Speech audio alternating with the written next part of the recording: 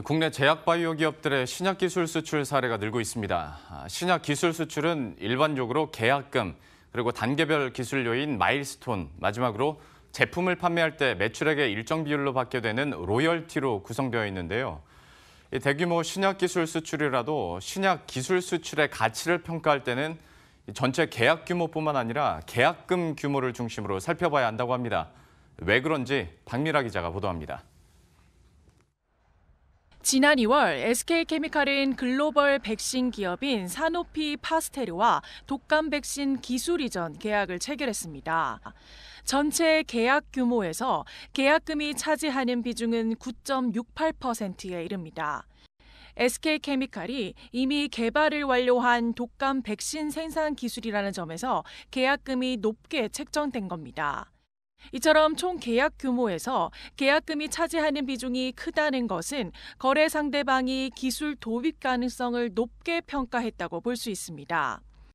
앱클론이 중국 업체와 체결한 항암 항체 신약, 한미아품이 얀센의 기술이 전한 비만 당뇨병 치료제도 계약금이 높게 책정된 대표적인 사례입니다.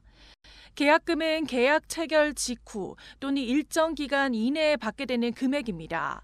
계약이 파기되는 경우에도 일반적으로 반납하지 않습니다.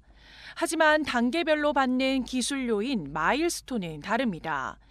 신약 개발 과정에서 여건이 나빠지거나 임상에 실패해 연구를 중단하게 되면 나머지 금액을 받지 못할 수도 있기 때문입니다.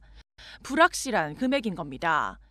동아ST, 부강약품 등이 기술 수출 계약을 체결했다가 개발이 중단되면서 계약이 해지되기도 했습니다. 업계에서도 기술 이전 계약 당시 계약금을 중심적으로 볼 필요가 있다고 말합니다.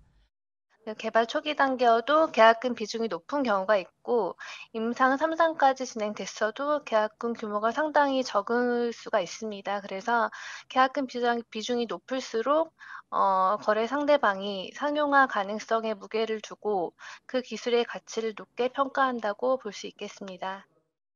전문가들은 불확실한 마일스톤료보다는 현재 가치인 계약금을 중심적으로 기술 수출 성과를 판단해야 한다고 조언합니다. 머니투데이 방송 박미라입니다.